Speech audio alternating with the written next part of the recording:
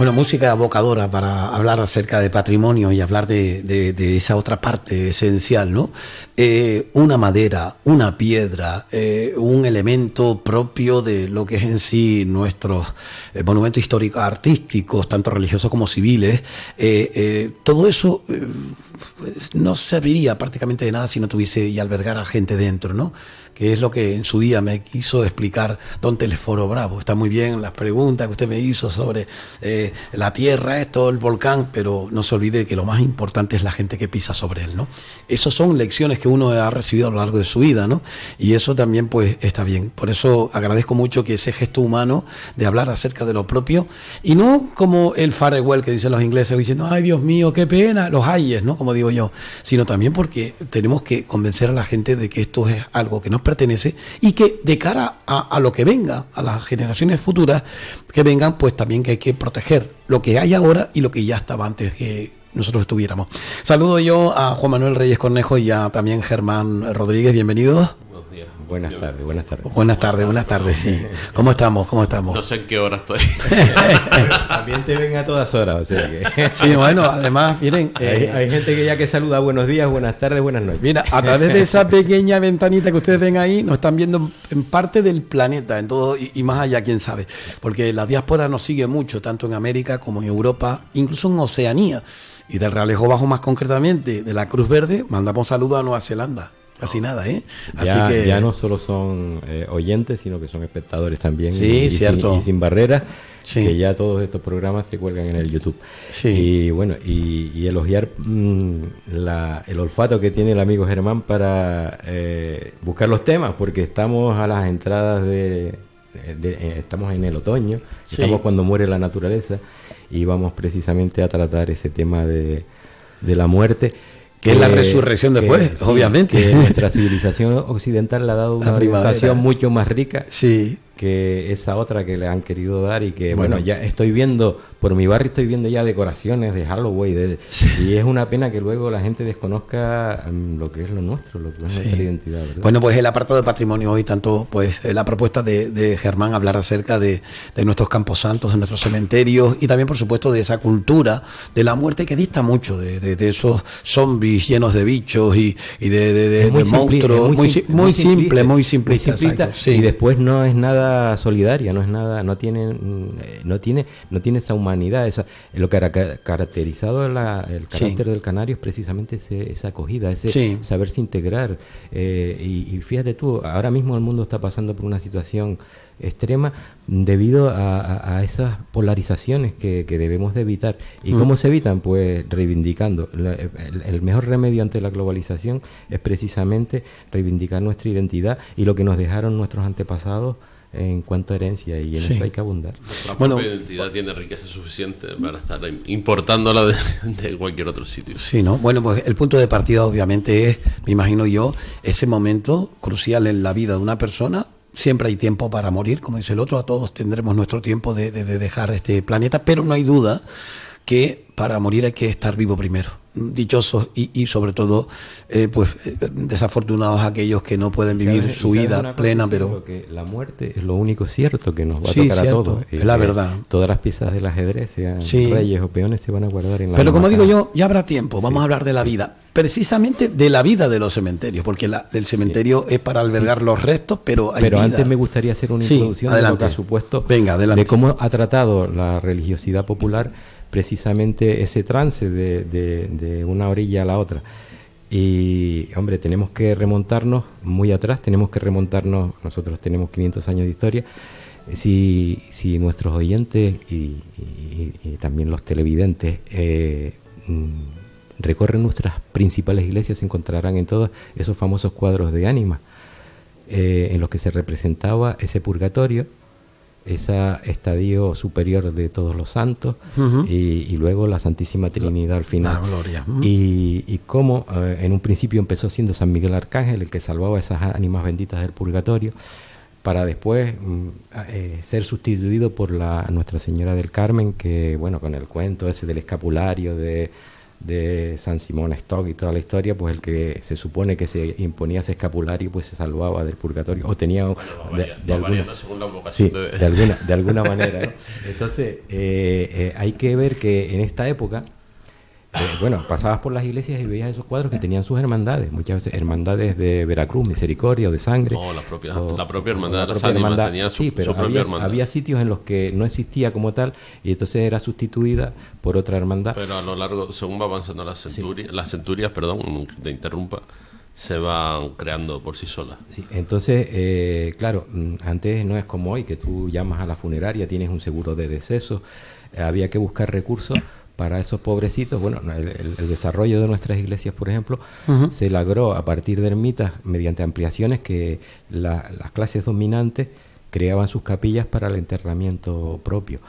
Y los pobrecitos pues normalmente iban a unos osarios, a unas fosas más comunes que no tenían, y el lugar de enterramiento, pese a que la gente se pueda llevar las manos a la cabeza, eran las iglesias. Dentro de la propia iglesia. Claro. Tenemos que remontarnos casi al siglo XIX, para que, y aquí tardó más porque tardó casi 36 años, casi 40 años después de la Real Orden de Carlos III, para que ordenar que se dejara de enterrar en las iglesias. Ya solo tienen ese privilegio los religiosos y las jerarquías. En el caso, por ejemplo, de las de clausura, las contemplativas suelen tener un cementerio propio, uno de los claustros suele estar dedicado a ese menester, o incluso de los varones también, y después las autoridades eclesiásticas, los obispos y eso, se siguen enterrando en las iglesias, pero ya eso, y eso aquí en Canarias tuvo, como ya te dije, un retraso debido a que hubieron una serie de epidemias, de fiebre, que obligaron, porque en principio la autoridad eclesiástica pues no estaba como muy dispuesta a renunciar a ese tipo de... Era cuestión de números, ¿no? De todas formas. Es una cuestión social. La gente se enterraba en las iglesias, de repente por una orden real se decide que se creen los cementerios y a la gente le cuesta adaptarlo. Sí. Por muy espacio sagrado que sí, pero ¿sabes? Se ven obligados, Germán, porque date cuenta tú, por números, y las epidemias que hubieron epidemias brutales que cayó. Luego está la realidad que te obliga a actuar. Y fue lo que les obligó realmente, porque al principio, ya te digo, pasaron casi 4 décadas y no se hizo caso de ese menester. Y en periodos puntuales, fíjate tú, aquí por ejemplo, la famosa Chercha que llama la gente del Puerto de la Cruz, que es el cementerio, de los protestantes, de los anglicanos. Se decían antes protestantes porque no eran solamente ingleses, también eran. Vamos a hablar con propiedad de los anglicanos. Sí. Esa gente, fíjate tú, los no católicos. Sí, exacto. Nosotros y eso lo desconoce mucha gente, tenemos el privilegio de tener de los no católicos y la gente que no moría en los requisitos que requería, es decir, los que mediante autólisis se quitaban la vida, los que morían, incluso hasta, fíjate tú, por morir quemado, ya te excluían o los niños que no habían sido bautizados. También. Eso se enterraban, aparte no permitían que se utilizara ningún símbolo religioso cristiano, y se les hacía una cerca. De hecho incluso en el entonces la Chercha, fíjate tú, tenemos en el Bajo también se conserva. el primer cementerio no católico, y nos podemos remontar al siglo XVII, cuando en el Puerto de la Cruz ya estaban los comerciantes que habían venido de Europa, holandeses, los propios ingleses, y esa gente ya tuvieron que designar un lugar fuera porque no los podían enterrar en las iglesias tampoco, que era precisamente esa Chercha, aunque no estaba constituida tal como luego se ordena en el siglo XIX, cuando ya llega un remanente más de la iglesia con el señor Owen y toda esa gente, y crean incluso la iglesia de Todos los Santos y demás. Entonces tenemos determinantes históricos que son súper fundamentales. Y otro aspecto, después de esta introducción, que tampoco me quiero alargar mucho para que Germán tenga alas después de ponernos su conocimiento sobre el cementerio, el tema de los ranchos de ánimas. Los ranchos de ánimas, precisamente de esas cofradías y hermandades, en esta época empezaban a salir ya con el objeto de recaudar fondos para hacer esos entierros, porque como te decía antes, no había ni funerarias, ni había seguros de decesos, y entonces había que enterrar a los pobres o a los más desfavorecidos, e incluso también llevarlos a los hospitales, que la iglesia en esa época hacía la labor sociosanitaria. Y estos ranchos de ánimas que se han perdido prácticamente en las islas occidentales, quedan ya muy pocos vestigios, pero que en las orientales todavía queda algún remanente, eran las dedicadas precisamente a recaudar esos fondos para el entierro de esas personas que fallecían en precario y que después, a partir de la época de Navidad, pasaban a ser lo divino. Y después tenemos reproducciones de siempre los niños hemos jugado a lo que hemos visto en los mayores. Y tienes, por ejemplo, el tema del pan por Dios en San Juan de la Rambla, que van a pedir y la gente los acoge. Ahí estuve, el año pasado hicimos un reportaje muy bonito. Sí, hicimos un reportaje muy bonito. Aspectos muy interesantes que de alguna manera eclipsan todo eso que nos está viniendo de fuera del Halloween. Bueno, y además y que a veces es grotesco. No, y además porque es que el tema está, digamos, desbaratado, vamos a decir una palabra canaria, ¿no? Porque en realidad no es así tampoco en el mundo anglosajón. No partió de Estados Unidos, vino de Europa. Europa tenía una influencia. Es un tema que yo esta semana que viene vamos a hablar acerca de ello. All Hallows Day, el Día de Todos los Santos, que es lo mismo. El Halloween intenta buscar un tema comercial como intentar poner a San Nicolás en vez de verde de rojo y llamarlo Saint Claus, ¿no? Y que se meta por las chimeneas. Pues igual, pues entonces es un tema que tiene una trascendencia tremenda y que parte de Roma y de los acólitos, es decir, los propios pues acólitos que ayudaban en la misa, pues en este caso monaguillos. José Hernández, a ver si José Hernández este año me atiende, viene por aquí y lo explica un poquito cómo hacían ellos de chicos menudo con el acetre, y cuando se le acababa el agua bendita cogían de la tajea y el Señor los castigaba porque se les caían las monedas que había metido por la tajea. ¡Ay! Son historias de mi pueblo realejero, oiga. Pues precisamente con otro realejero también, Germán. Bueno, el tema parte, como bien ha planteado Juanma, efectivamente de los enterramientos en sagrado. Nuestra tradición va asociada a los enterramientos en sagrado hasta el siglo XIX, como bien él remarcó. Y de ese paso hay que entender que las iglesias eran y son cementerios a día de hoy.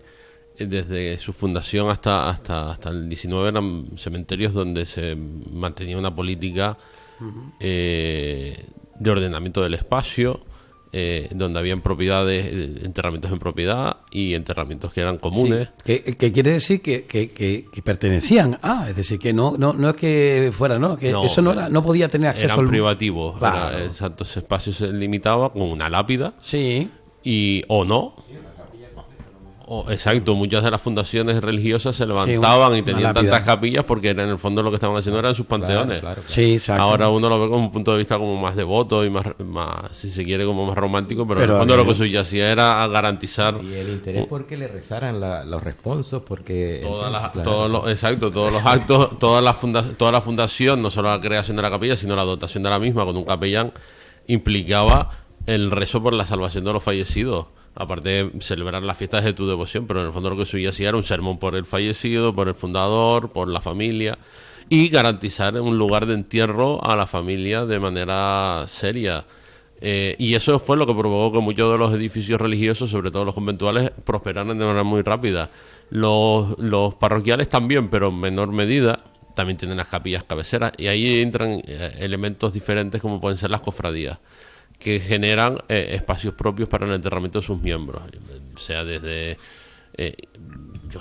una cofradía de la Misericordia, una cofradía de Gloria como la de Rosario o el Carmen, que tenían derecho a su enterramiento los cofrades allí. Luego estaban los privilegios de enterramiento, bien por fundación o bien por favores recibidos, que pueden ser, y destacamos aquí en los realejos podemos destacar un patrimonio, tal vez no es muy extenso en lápidas, pero tenemos un patrimonio dentro de las iglesias muy interesante en lápidas, en el que podríamos destacar por lo raro y singular en la lápida de los López Vergara en el Ralejo Alto, en Santiago, aquella losa de bronce que está arriba en la capilla mayor, que nos habla también del vínculo que tenía esta familia con la parroquia, sí, que de hecho tenían asiento propio, etcétera, etcétera. O las lápidas que sobrevivieron al incendio en las parroquias de la Concepción, ¿no? La de los Machados en mármol, o en losa de Chasnera, la de los Perazaía. Han sobrevivido, sí. Han sobrevivido, incluso la del siglo XX, la de Andújar y la de Fregel Andújar también se conserva, ¿no? En mármol, que estaban en el baptisterio. Fueron los fundadores del baptisterio y de la Sala de los Hermanos, y Francisco de Mesa y su mujer reposan en la iglesia con esa lápida de los años 40 que los mantiene, y sobrevivieron, como tú bien dices, al incendio 78. También está la de Rodríguez de la Sierra en San Vicente, en piedra, al lado del altar del santo, Hicimos un reportaje muy bonito con don Marco Antonio, donde lo sacamos y todo, y leímos la lápida, fue precioso, me gustó mucho. Efectivamente, pues todo eso, y luego está, todo lo demás está lleno de enterramientos puestos por epidemias o catástrofes han tenido que ser usados. Por ejemplo, la de San Pedro está documentada que se usó, San Sebastián. Sí. La Cruzsanta. La Cruzsanta, exacto, en el aluvión del 26. Cierto. Uh-huh. Y luego estaba una cosa que ha desaparecido, que son los espacios conventuales, con los enterramientos bien en salas capitulares para frailes, o las capillas propias de ellos dentro del claustro, o las de las monjas, que tenían, como tú bien dices, un espacio propio, que en este caso teníamos el de las monjas agustinas, que su enterramiento era parte del solar que ocupa hoy el Teatro Cinerralejo. Ajá. Hay un dato que tengo que aportar yo, y tengo que citar ahí a otro de los que habitualmente, y lo echamos de menos, porque Melchor Castilla Hernández Castilla es una persona que siempre le ha ponido mucho celo a todo lo que hace, como lo hace Javier, como lo hace David, pues bueno, mucha gente que también lógicamente pues se dedica a ello. Pero con Melchor aprendimos también, nos recordó una página de la historia, no sé si fue Olivia Stone o fue otra de las viajeras, pero que nos hablaba acerca de cómo entrando a la parroquia, bueno, en este caso matriz del apóstol Santiago, de Santiago Apóstol, en las miasmas, es decir, el olor que había y que emanaba de aquellas tablas de madera que simplemente eran lo que distaba al abrirlas de lo que es bajar hacia abajo. Unas veces eran tablas, otras veces eran losas encuadradas, ¿sabes? Exacto. Y que se trasladaba el olor, es decir, olía muerto, vamos. Se producía la putrefacción y date cuenta tú que por eso estaban abiertas las iglesias todos los días. Claro, ¿no? Y había, ella dice, yo recuerdo, si no recuerdo mal, que Melchor nos lo dio, está escrito obviamente, ¿no? Y él nos lo dio de cómo tenían que tener una serie de mantas quemadas y demás y tal, para que el olor no molestara, ¿no? Después, yo qué sé, albahaca, hierbas naturales. Pero que era a todas luces lo que tú decías, lo complicado era la enfermedad que podría causar. Por eso se hacían también las mondas, había vaciados periódicos de la iglesia, de las, digamos, las tumbas no privadas, se vaciaba y se pasaban luego los osarios, pero eso aparece una nueva figura.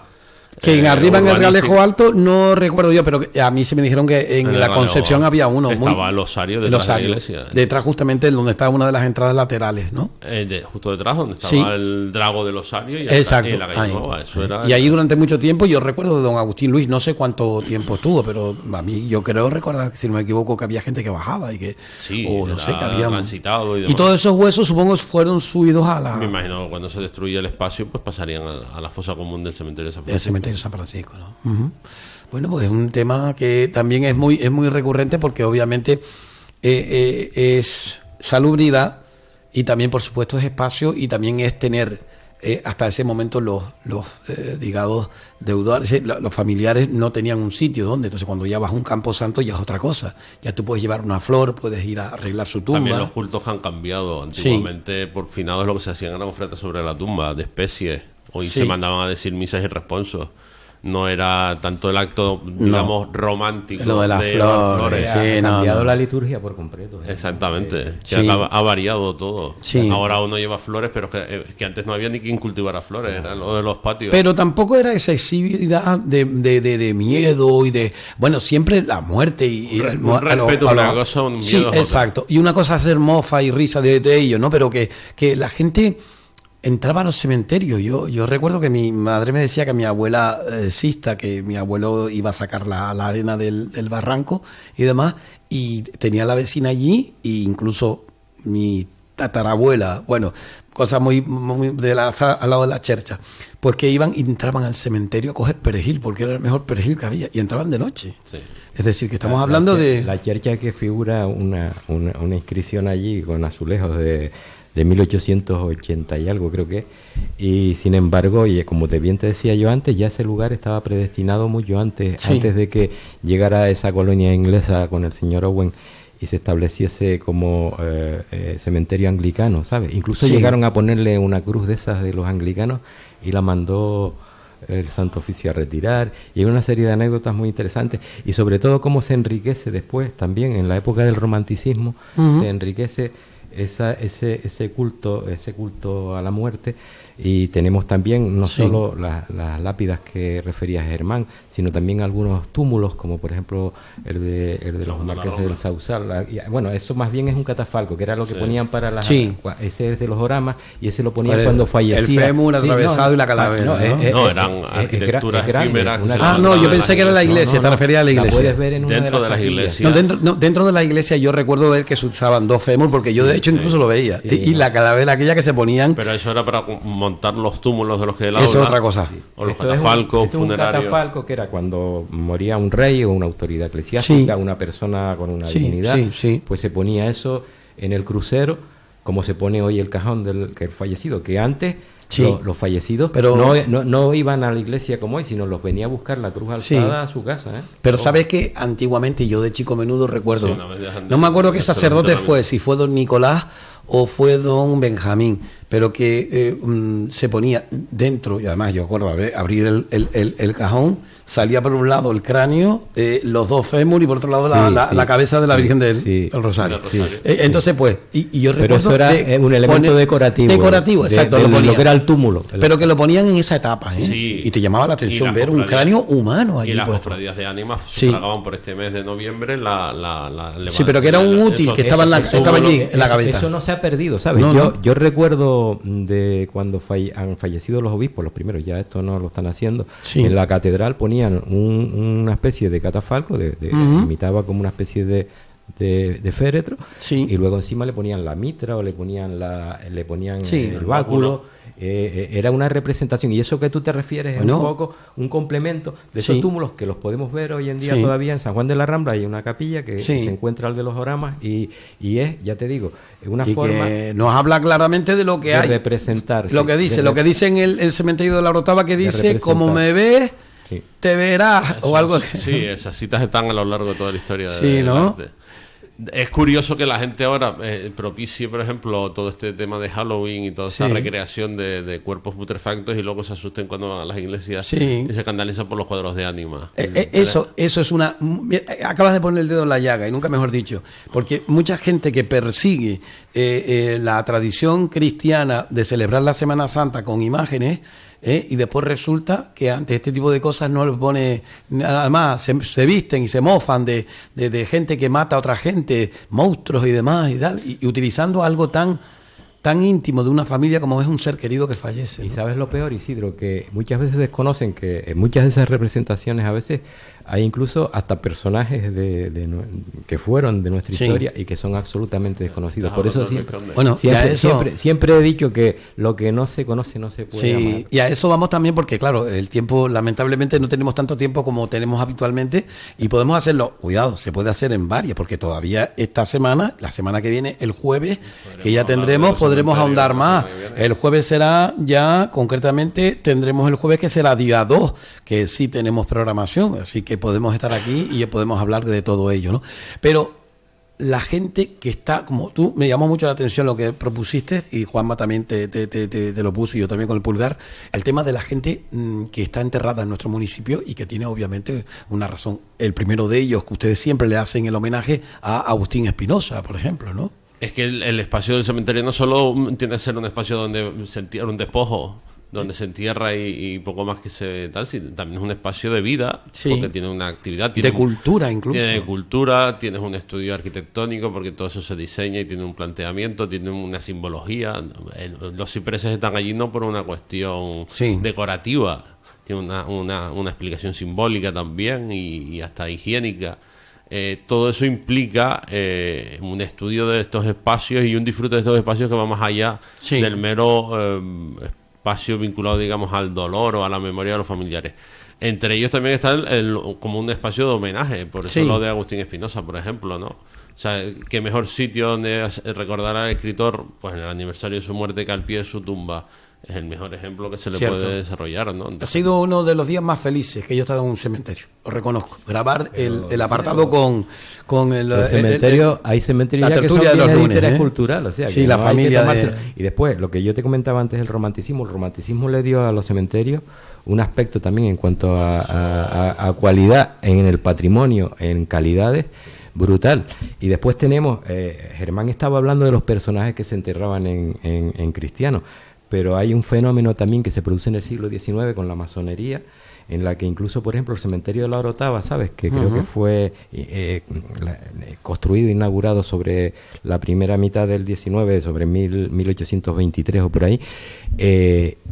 Hay una disposición del obispado que prohíbe, o sea, que lo descataloga como lugar sagrado durante 26 años por el entierro de los masones. Sí. No solo de el tan nombrado Marqués de la Quinta Roja, que tiene su historia también con tiene el mausoleo que nunca mausoleo que hizo el arquitecto masón, sino también con otro personaje que pertenece a la logia masónica Taoro 90, que es José Nicolás Hernández. El enterramiento de estos dos sujetos que eran masones produce que el obispado de alguna manera repela, y no ocurre solo aquí, ocurre también en Santa Cruz con algunos personajes de la época también relacionados con la masonería, y produce que el obispado saque una serie de resoluciones mediante que esos cementerios dejan de estar sacralizados. Fíjate tú qué cosa más curiosa.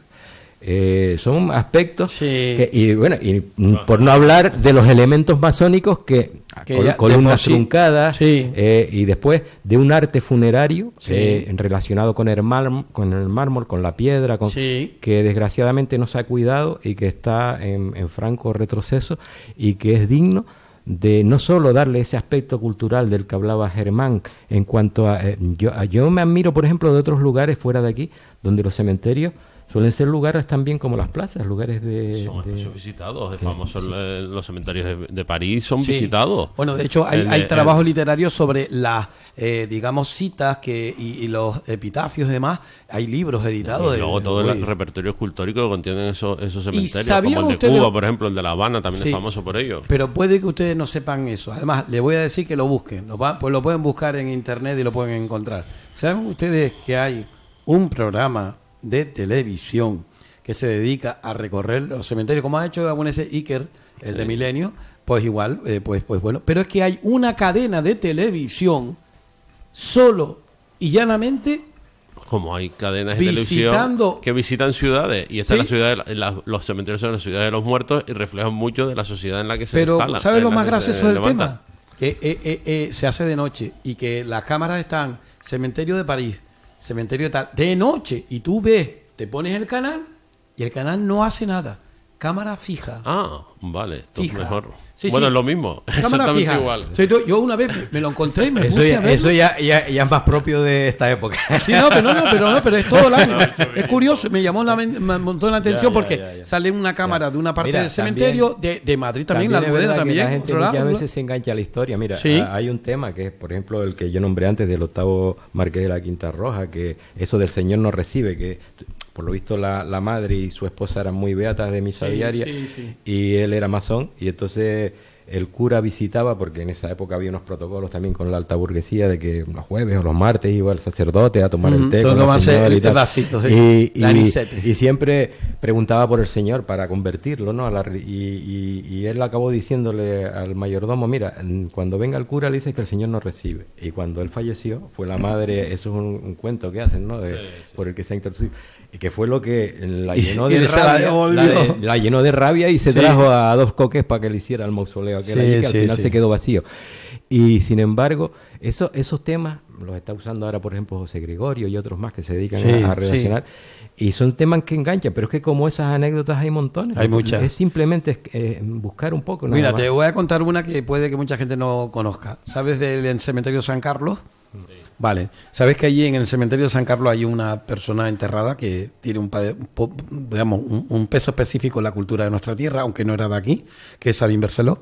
Y resulta que yo recuerdo un señor que me dijo a mí, yo he tenido los huesos de ese hombre en la mano, porque estaba abandonado, la lápida estaba rota, y imagínense usted de lo que estamos hablando, ¿no? Entonces son anécdotas que hay, ¿no? Allí estuvo en la Marqués marquesa de la Candia, estuvo Mr. Morris cuando lo asesinaron, el picapedrero y el otro. Y fue el cieguito. Y ahora, sin embargo, está en la chercha.